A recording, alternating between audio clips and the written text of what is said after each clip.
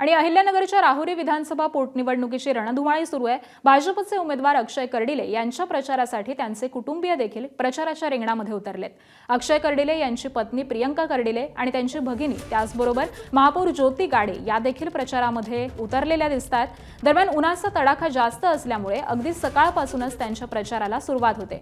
दिवंगत आमदार शिवाजीराव कर्डिले यांनी ग्रामीण भागामध्ये केलेल्या कामामुळे प्रचारावेळी नागरिक हे सकारात्मक प्रतिसाद देत असल्याची भावना अक्षय कर्डिले यांची पत्नी प्रियंका कर्डिले यांनी व्यक्त केली आहे। भाजपचे उमेदवार अक्षय कर्डिले यांच्या प्रचारार्थ त्यांचे संपूर्ण कुटुंबीय जे आहेत ते देखील मैदानामध्ये उतरलेले आहेत। त्यांच्या पत्नी असतील, भगिनी असतील, या गावोगावी जाऊन जे आहे ते दौरा करता आहेत, प्रचार करतायत, ते त्यांच्याशी बोलणार आहोत। कसा प्रतिसाद मिळतो आहे? आपण बऱ्याच गावामध्ये मतदारसंघातल्या जाता आहात, प्रचार करता आहात। आम्ही खरं तर परवापासून या प्रचार दौऱ्याला सुरुवात केली।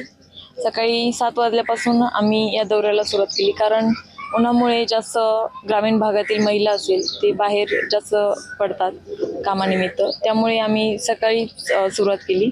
तर आम्हाला उत्तम असा प्रतिसाद या ठिकाणी मिळतो आहे। साहेबांनी केलेली कामे, साहेबांनी कमवलेला विश्वास हा आम्हाला जनतेतून भेटतो आहे। किती विश्वास वाटतो ज्यावेळेला आपण प्रचार करता आहात, त्यावेळेला काय अनुभव येतो?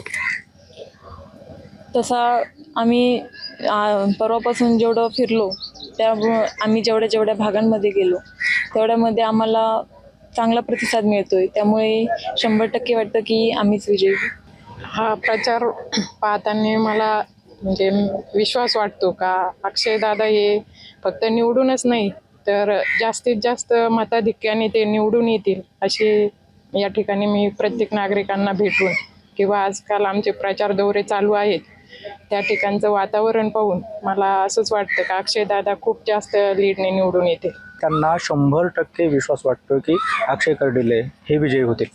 Camera person Girish Sunil Bhongale, ABP माझा, मांजरसुंबा, अहिल्यानगर। एबीपी माझा, उघडा डोळे बघा नीट।